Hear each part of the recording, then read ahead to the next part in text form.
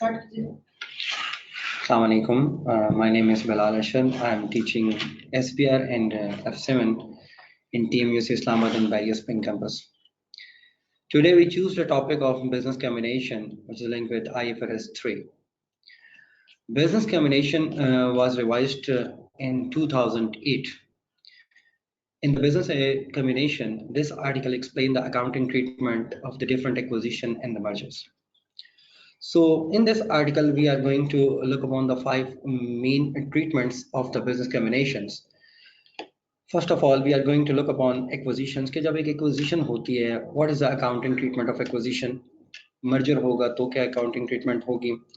How we are going to pen down these accounting treatments into the examination?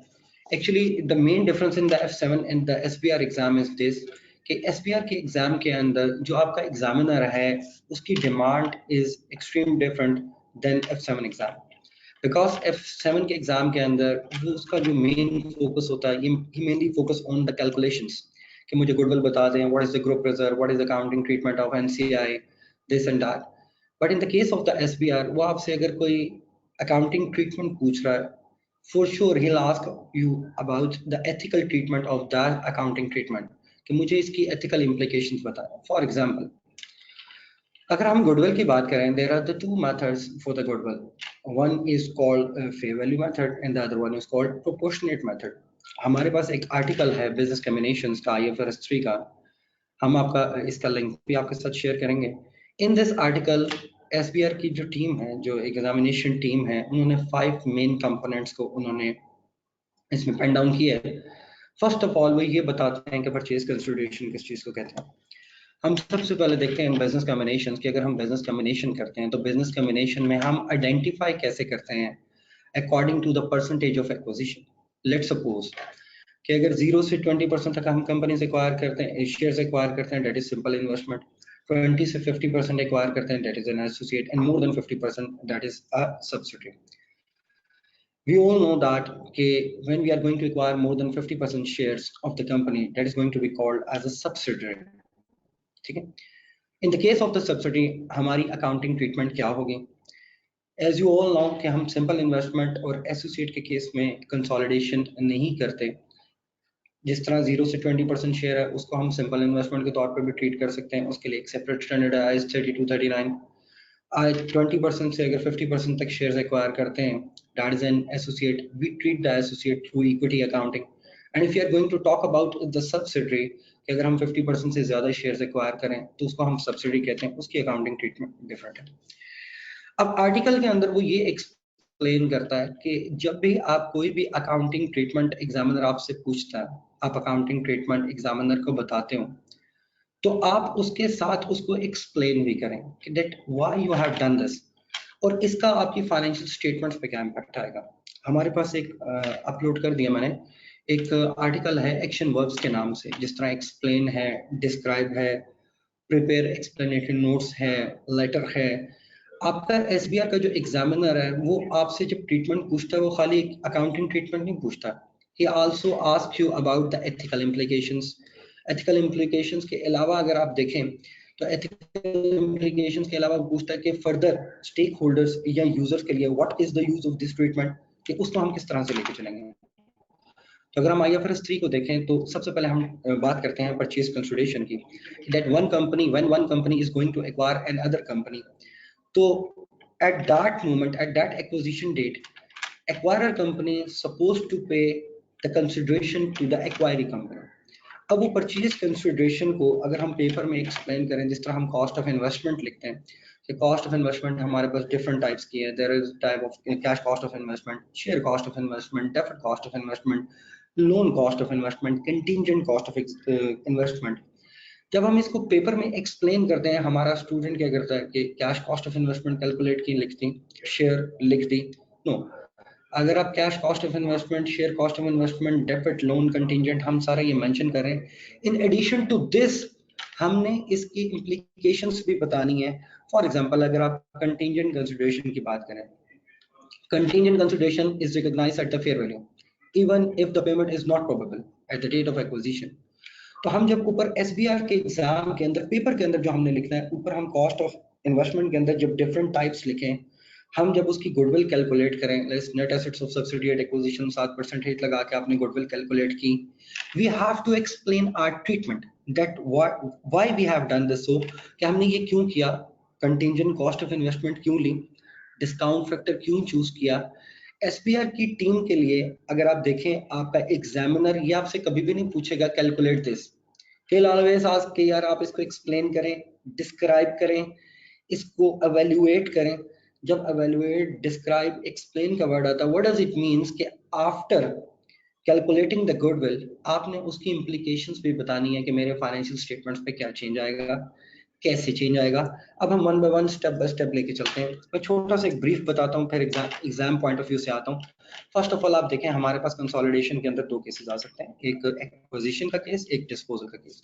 If you are going to talk about the acquisition, there is a further classification, इधर this is a simple acquisition, this is a complex acquisition, or there is a piecemeal acquisition.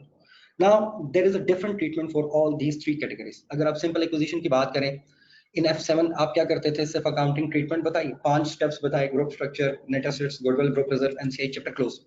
But in the case of the SBR, when you are going to solve these cases, तो फिर आपने हर step के बाद उसकी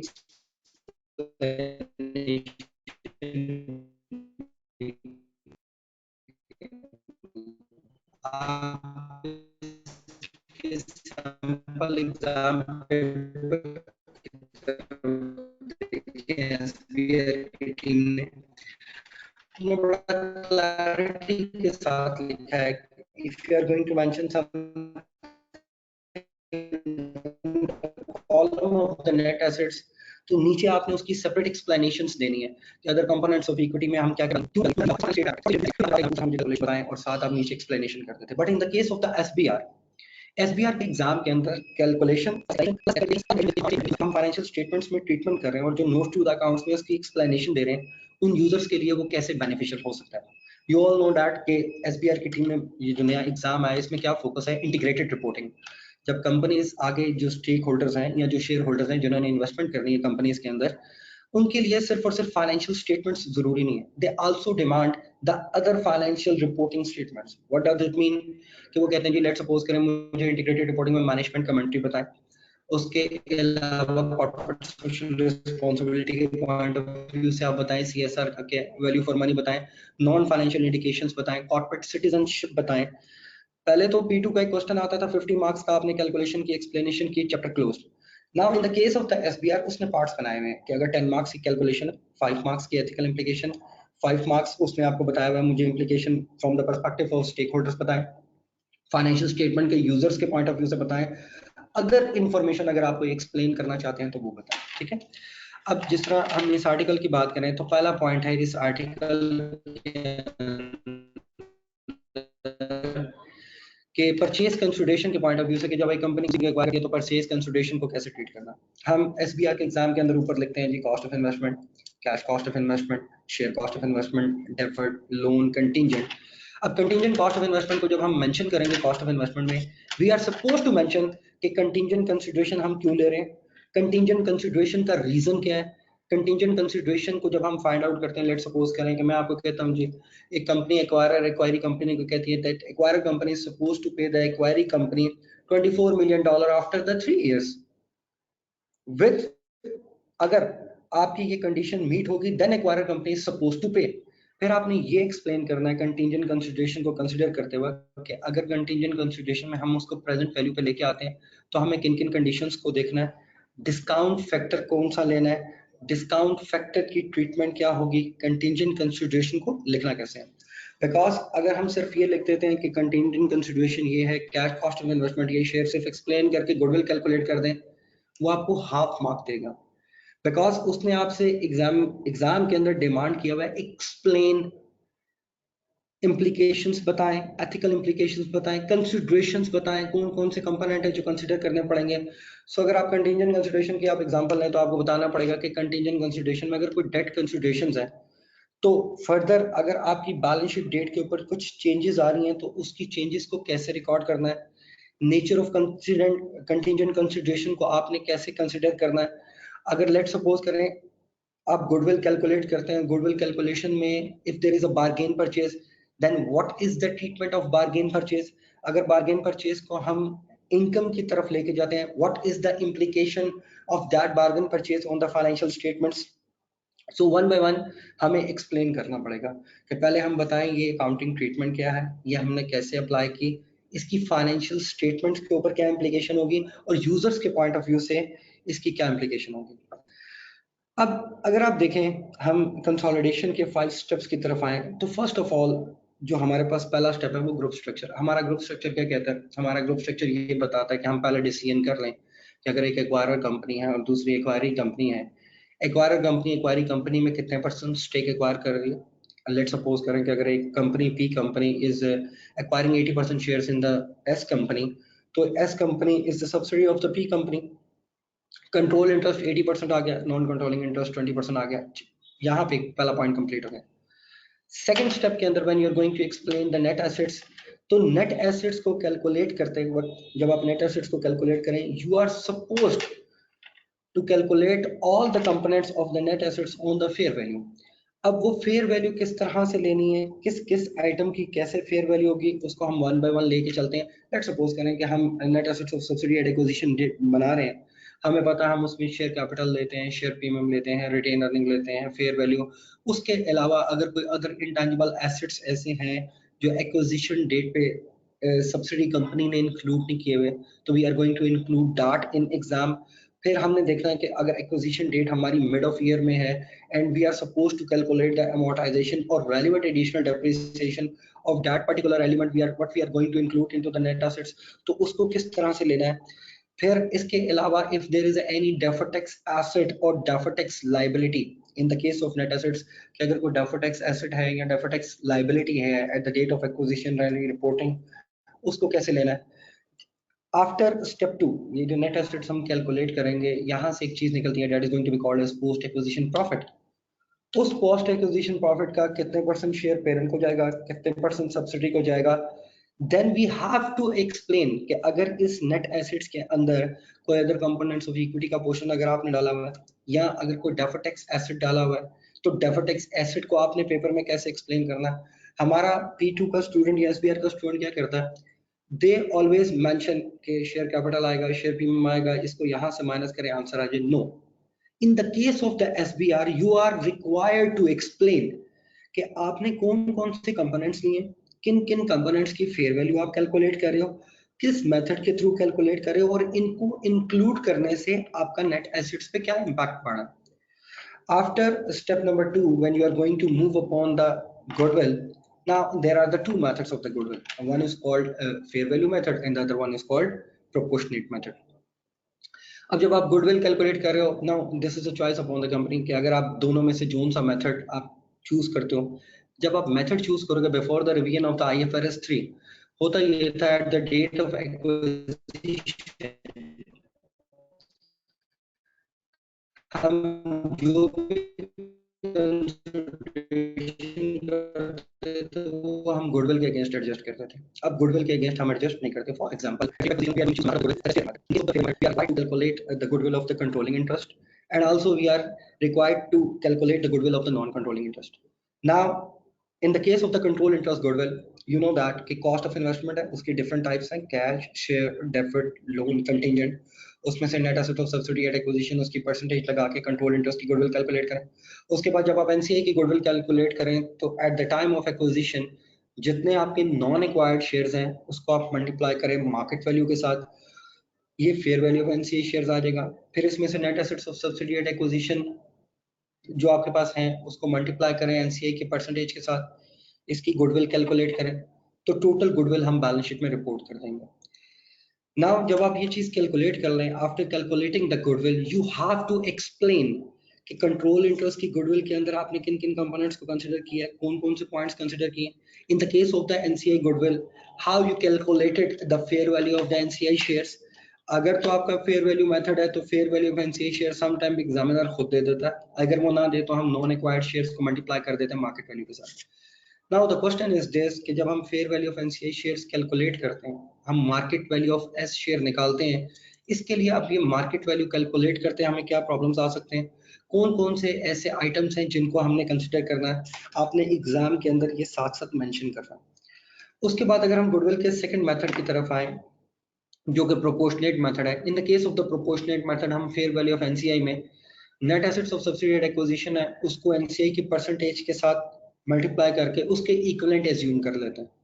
तो हमारी जो books लिखती हैं वो ये लिखती हैं कि that in the case of the proportionate method you only get the goodwill of the control interest. I agree with this thing, but हम करते क्या है in the case of the proportionate method हम फेयर वैल्यू ऑफ एनसीआई को assume कर लेते हैं equivalent to net asset acquisition into percentage, कि जो नेट एसेट एक्विजिशन पे जो सब्सिडी के नेट एसेट्स हैं उसके साथ what we are going to multiply non controlling interest percentage, तो हम फेयर वैल्यू ऑफ एनसीआई को उसके इक्विवेलेंट कंसीडर कर लेते हैं। इन दैट केस उसकी जो गुडविल होती है वो जीरो हो जाती है। जब आप इन the case of the SBR exam जब आप ये चीज मेंशन कर दें, अकाउंटिंग ट्रीटमेंट बता दें, तो उसके बाद साथ आप कैलकुलेट करें, बिकॉज F7 के एग्जाम के अंदर तो आपने रिक्वायरमेंट्स बताई, एमसीक्यूज बताए, chapter close, but in the case of the SBR ये जो आपके पास चीजें आ रही हैं, ये जो ग्रुप मैकेनिक्स के आप आइटम्स निकाल रहे हैं, साथ साथ आप एक्सप्लेन कर रहे हैं, you have to plot all of these items finally into the balance sheet. आपने इनको बैलेंस शीट में लेके जाना है, और फिर सम टाइम आपके एग्जामिनर की रिक्वायरमेंट होती है कि अगर आपकी अकाउंटिंग ट्रीटमेंट चेंज हो, लेट सपोज कि गुडविल की मेथड हम चेंज करते हैं, प्रोपोर्शनेट से शिफ्ट करते हैं during the year fair value method में, तो फाइनेंशियल स्टेटमेंट्स पे क्या इंपैक्ट आएगा। अब स्टूडेंट को यहाँ पे बहुत इंपॉर्टेंट पॉइंट को कंसिडर करना है कि देखें, when you are going to calculate the goodwill for the fair value method, goodwill change होगी। When you are going to calculate the goodwill with proportionate method, तो गुडविल कुछ और आएंगे। मेथड के चेंज से आपके जब गुडविल में चेंज आएगा तो जाहिर बात है आपके एसेट्स की वैल्यूएशन में चेंज आएगा। जब आपके एसेट्स की वैल्यूएशन में चेंज आएगा तो ओवरऑल बिजनेस वैल्यूएशन में चेंज आएगा। ये पॉइंट बहुत इंपॉर्टेंट है कि आप एग्जाम में सिर्फ और सिर्फ डिफरेंस निकाल के दे देते हैं, no. In addition to the difference, you have to explain the implication when the company is, let's suppose कि अगर proportionate method से मैं fair value में shift करता हूँ तो मेरी goodwill increase करती है। If the goodwill is going to increase, तो मेरे overall assets increase करेंगे। If the assets are going to increase, तो overall business valuation increase होगी, तो company का impact positive हो जाएगा। ये जो चेंज है कि अकाउंटिंग मेथड्स या पॉलिसीज चेंज, मेथड्स चेंज करने से जो आपकी एसेट्स में शिफ्टिंग आती है, अगर वो पॉजिटिव भी हो सकती है, नेगेटिव साइड पे भी हो सकती है, इससे फाइनेंशियल स्टेटमेंट के यूजर्स को क्या सिग्नल जाएगा, फाइनेंशियल स्टेटमेंट्स पे क्या इंपैक्ट आएंगे, ये बहुत इंपॉर्टेंट चीज है, हमें ये चीजें कंसिडर करनी है। गुडविल के बाद हमारे पास नेक्स्ट चीज है गुडविल की इम्पेयरमेंट। अब जिस तरह के गुडविल के दो मेथड्स हैं, one we have fair value method जिसमें हम we have to goodwill is either control interest and either the non-controlling interest, but in the case of the proportionate we only get the goodwill of the control interest. But if there is an impairment, अब impairment क्या है, इसके लिए एक separate standard IAS 36, उसकी implication goodwill के साथ क्या होती है। goodwill के केस के अंदर if there is an impairment that if the carrying value of the assets is this, कि carrying value ये है, recoverable amount ये, examiner आपको normally impairment खुद बता देता जी कि अगर ये आपकी goodwill है, ये इस goodwill की carrying value है, तो इसकी recoverable amount कितनी है। So now the point is this, that how we have to allocate the impairment against the goodwill. Now in the case of IFRS 3, अगर IFRS 3 के आप देखें उसने जो explain किया हुआ आपको, in the case of the impairment you are supposed to allocate the impairment according to the percentage of shareholding. Let's suppose करें कि अगर if you have the impairment of the 1000 and the controlling percentage is 80% and the non-controlling interest percentage is 20%, you have to divide the impairment of 1000, 800 towards controlling interest and 200 towards the non-controlling interest. जब you all know that कि जब हम control interest की impairment charge करते हैं तो हमारे पास double entries के इम्पैक्ट क्या जाता है कि डेबिट हम कर देते हैं ग्रुप रिजर्व्स को, क्रेडिट कर देते हैं कंट्रोलिंग इंटरेस्ट की गुडविल को। If you are going to talk about the NCI की गुडविल, तो हम डेबिट कर देते हैं एनसीआई को, क्रेडिट एनसीआई की गुडविल। सो जब हम नीचे एक्सप्लेन करेंगे इसके इम्प्लीकेशंस कि इम्पेयरमेंट जब भी कैलकुलेट होती है तो ओवरऑल बिजनेस की गुडविल हिट होती है। जब ओवरऑल बिजनेस की गुडविल हिट होगी तो हमारे पास एसेट्स हिट होंगे, जब एसेट्स हिट होंगे तो ओवरऑल एसेट्स की वैल्यूएशन डिक्रीज होती है, जब एसेट्स की वैल्यूएशन ओवरऑल डिक्रीज होती है तो बिजनेस वैल्यूएशन डिक्रीज होती है, जब बिजनेस वैल्यूएशन डिक्रीज होती है तो मार्केट में जो कंपनी की शेयर प्राइसेस हैं उसके साथ क्या इंपैक्ट होगा। अब आप देखें इन the case of the SBR exam, हमारा स्टूडेंट जो बुक से चेक करता है कि यार ये इम्पेयरमेंट है, मैंने इसको मल्टीप्लाई किया, परसेंटेज एलोकेट की, देन खत्म, माइनस प्लस करके कहानी खत्म नहीं। You have to explain that what is the impact of the impairment on the financial statements. Double entry लिखी, डबल एंट्री का इम्पैक्ट गुडविल पे आया, गुडविल का impact then further on assets, assets का impact business valuation, now the further business valuation का impact earning पर share then price to earning, starting from the impairment ending upon the price to earning ratio. ये जो link है आपको ये paper में explain करना पड़ता है। जब आपको पूछता है कि मुझे एक्सप्लेन करके दे कि इसकी इम्पेयरमेंट की इम्प्लीकेशन क्या होगी, या लेट सपोज करें अगर कोई अमोर्टाइजेशन आती है इंटैंजिबल एसेट्स की, उसकी इम्प्लीकेशन क्या होगी, तो हमें हर चीज का इम्पैक्ट फाइनेंशियल स्टेटमेंट्स में बताना होता है। गुडविल के बाद हमारे पास अगर आप नेक्स्ट चलें तो हमारे पास एक आते हैं ग्रुप रिजर्व। यहाँ मैं एक पॉइंट क्लियर कर दूं, बहुत बड़ी एम्बिग्विटी स्टूडेंट्स की कि सर हमें आज तक डिफरेंस समझ नहीं आया कि what is the difference between comprehensive income and other comprehensive income. 2013 में आईएसबी फ्रेमवर्क ने एक आर्टिकल लिखा था जिसमें उन्होंने एक्सप्लेन करना चाहा था कि what is actually the concept of the profit and loss account and the other comprehensive income.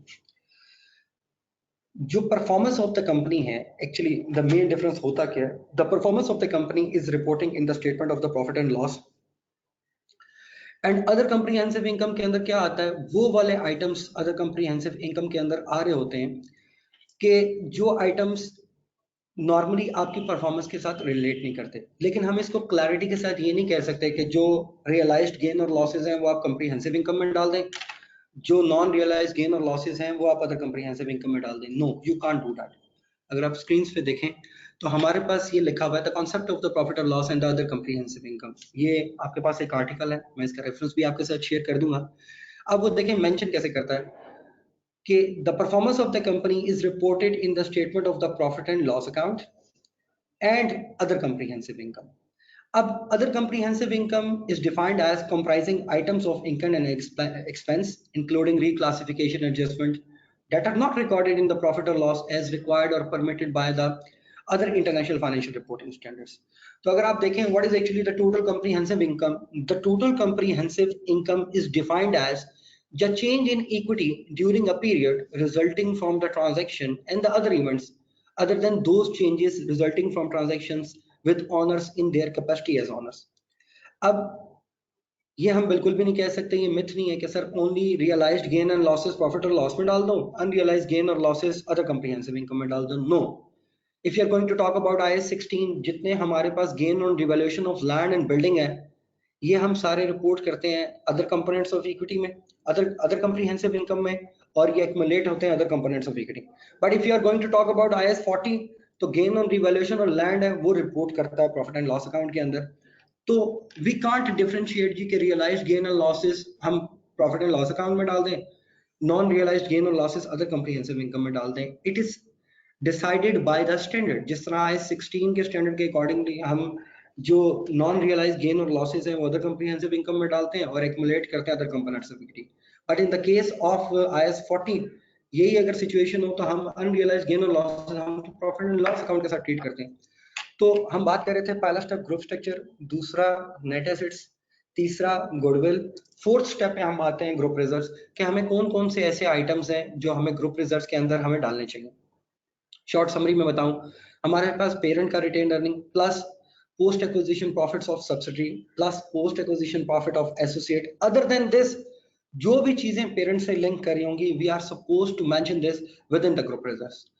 But when you are going to mention within the group reserves तो आपको नीचे अलग से वर्किंग नोट्स के अंदर उसकी अकाउंटिंग, मैं बार बार बता रहा हूँ, accounting treatment is not only the question. SBR के एग्जाम के अंदर आपका एग्जामिनर, अगर आप एग्जामिनर रिपोर्ट पढ़ें तो आपको कहता है when students are going to attempt the SBR exam, तो अकाउंटिंग ट्रीटमेंट तक मुझे ठीक बताता है, लेकिन उसका फर्दर फाइनेंशियल स्टेटमेंट्स पे क्या इम्पैक्ट पड़ेगा, यूजर्स पे क्या इम्पैक्ट पड़ेगा, अकाउंटिंग पॉलिसी या अकाउंटिंग ट्रीटमेंट या अकाउंटिंग मेथड चेंज करने से मेरी फाइनेंशियल स्टेटमेंट्स पे क्या इम्पैक्ट पड़ता है। Because if the financial statements are going to change तो आपकी अर्निंग पर शेयर चेंज होगी, price to earning ratio change होगी, डिविडेंड डिसीजंस चेंज होंगे कि हमने शेयर होल्डर्स को डिविडेंड कौन से देने हैं, कितने अपने पास रिटेन करनी है अर्निंग, कितनी हमने डिस्ट्रीब्यूट करनी है। सो अगर हम ये कहें कि खाली मेथड चेंज करने से only the goodwill is going to change, no, goodwill खाली चेंज नहीं होगी, उसका इम्पैक्ट बिजनेस वैल्यूएशन तक जाएगा। तो हम बात करते हैं फोर्थ स्टेप की कि फोर्थ स्टेप के अंदर अगर आप देखें कि सर ये हमारी कंफ्यूजन है कि in the fourth step group reserves के अंदर हमने खाली रियलाइज्ड गेन्स डालने हैं कि नॉन रियलाइज्ड गेन्स डालने हैं, तो मैंने अभी आपको बताया है कि ऐसा बिल्कुल भी नहीं है कि only realised gains are reported in the profit and loss account and non realised gains are reported in the other comprehensive income. No, it is up to the standard explanation. जिस तरह अकॉर्डिंग टू द IAS 16 मैंने आपको बताया कि gain on revaluation of land and buildings हम other comprehensive income में report करते हैं and we accumulate this in other components of equity. But in the case of the IAS 40 यही non realised gain and losses profit and loss account में चले जाते हैं. तो other comprehensive income and comprehensive income standard to standard vary करता है. हमने ये देखना है कि एग्जामिनर ने हमें जो रिक्वायरमेंट दी हुई है वो किस स्टैंडर्ड की बात कर रहा है. अगर तो वो if he is talking about IAS 16 तो उसके अकॉर्डिंगली ट्रीट कर दें, but if he is going to talk about IAS 40 तो उसके अकॉर्डिंगली ट्रीट कर दें. तो in the case of the group reserves कि जब आप अपने आइटम्स को इंक्लूड करते हैं उसके साथ आइटम्स के साथ नीचे आपने फर्दर एक्सप्लेनेशंस भी देनी है कि आइटम अगर इंक्लूड कर रहे हैं तो क्यों इंक्लूड कर रहे हैं और इसका इम्पैक्ट क्या आएगा. And the last step is NCI कि अगर हम फिफ्थ स्टेप के ऊपर जाएं नॉन कंट्रोलिंग इंटरेस्ट के ऊपर कि नॉन कंट्रोलिंग इंटरेस्ट को हम बैलेंस शीट डेट पे कैसे कैलकुलेट करेंगे. Then you all know that the fair value of the NCI share plus हम उसमें करते हैं post acquisition profit. But if there is a loss we deduct the post acquisition loss from the fair value of the NCI share, then we get the NCI. After calculating these 5 steps and with explanations, now the next step is this कि हमने ये figures को कहाँ पे report करना है. हमें इन figures को बैलेंस शीट में रिपोर्ट करना है. But one point should be noted that कि अगर आप बैलेंस शीट के अंदर मेंशन कर रहे हैं लेट्स सपोज गुडविल, तो जो गुडविल की आपने सपोर्टिंग कैलकुलेशन में वर्किंग नोट्स में वर्किंग की हुई है आपकी वही वर्किंग वहाँ पे मेंशन हो. जो ग्रुप रिजर्व आप मेंशन कर रहे हैं बैलेंस शीट के अंदर इक्विटी के अंदर जो कैलकुलेशन आपने वर्किंग नोट्स में की हुई है उसी की वर्किंग नोट आपने वहाँ पे एक्सप्लेन करना है. मैं अगर इस सब को कंक्लूड करूं तो जो मेन पॉइंट्स हमने आज देखे वो पॉइंट्स क्या हैं कि हमारे पास अगर कंसोलिडेशन के अंदर जो मेन 5 स्टेप्स हैं, one is group structure, second one is net assets. Net assets में कौन कौन से आइटम्स इंक्लूड कर रहे हैं, क्यों इंक्लूड कर रहे हैं, किस किस अकाउंटिंग स्टैंडर्ड को हमने कंसिडर करना है. जिस तरह मैंने कंटिजेंट कंसिडरेशन की एग्जांपल दी कि अगर उस कंटिजेंट कंसिडरेशन के आगे चेंजेस आती हैं तो हमने उसको कैसे कंसिडर करना है. उसके बाद थर्ड स्टेप गुडविल, गुडविल का मेथड हम कौन सा चूज कर रहे हैं. अगर एग्जामिनर ने बताया during the year the company is going to change the method from proportionate to fair value method, उसका इम्पैक्ट क्या आएगा फाइनेंशियल स्टेटमेंट पे. फाइनेंशियल स्टेटमेंट के अलावा यूजर्स को क्या सिग्नल जाएगा, उसके अलावा एथिकल ट्रीटमेंट क्या कहती है. थर्ड स्टेप के बाद फोर्थ स्टेप ग्रुप रिजर्व्स में आए, कौन कौन से ऐसे आइटम्स हैं जो हमने ग्रुप रिजर्व्स में इंक्लूड करने हैं. अभी आपको बताया कि कंप्रीहेंसिव इनकम और अदर कंप्रीहेंसिव इनकम में क्या डिफरेंस है. अगर आप कोई आइटम्स ग्रुप रिजर्व में इंक्लूड करें, क्यों इंक्लूड करें, उसका रीजन क्या है. उसके बाद फिफ्थ स्टेप लास्ट कि आप NCI कैलकुलेट करें. NCI कैलकुलेट करें, उसका इम्पेयरमेंट का पोर्शन उसको देने के बाद हम NCI निकालते हैं. ये 5 फिगर्स हमने कैलकुलेट करने के बाद व्हाट वी गॉट, एक हमारे पास गुडविल क्या आ गई, एक हमारे पास ग्रुप रिजर्व्स आ गए, एक हमारे पास NCI आ गई. हम ये तीनों की तीनों चीजें we are going to plot this in balance sheet. Balance sheet में डालने के बाद हम बैलेंस शीट को ड्राफ्ट करते हैं, बैलेंस शीट बनाते हैं और फिर बाद में एग्जामिनर की रिक्वायरमेंट के अकॉर्डिंगली अगर वो अदर कुछ हमारे पास एडिशनल चीजें पूछ रहा है कि इसके अलावा एथिक्स का कोई उसने पॉइंट दिया हुआ है या इसके अलावा एग्जामिनर ने उसको लिंक किया हुआ है किसी लीगल रिक्वायरमेंट के साथ, तो हमने further according to the examiner requirement उसको एक्सप्लेन करना होगा. एक चीज बड़े ध्यान से देखिएगा, हमने एक चीज अपलोड की है एक्शन वर्ब्स के नाम से ना, ये आपके ACC की साइट पे एक आर्टिकल पड़ा हुआ है. आपका एग्जामिनर कहता है according to the student there is no difference between the words explain, describe, evaluate, examine. आपके नजदीक ये चारों वर्ड सेम है, but according to the examiner each and every word has different meaning, each and every word has different implication. F7 के level तक तो चल जाता है, but if he is asking you यार मुझे आप evaluation करके दें, then you have to evaluate. अगर आपको वो कहता है कि मुझे एक्सप्लेन करके दें, then you have to explain. किस वर्ड का क्या मीनिंग है, आपका एग्जामिनर आपसे क्या डिमांड करता है, उसके अंदर आपको क्या क्या चीजें मेंशन करनी है, ये इंशाल्लाह हम आगे जाके आपको एक्सप्लेन करेंगे. कि मैंने वैसे आप अपलोड कर दिया एक्शन वर्क के नाम से, आपको टेक्निकल आर्टिकल का रेफरेंस भी दे दिया. इसके अलावा अगर कोई आपके पास क्वेश्चंस हो, you can have my email and you can send me email over there. Thank you so much.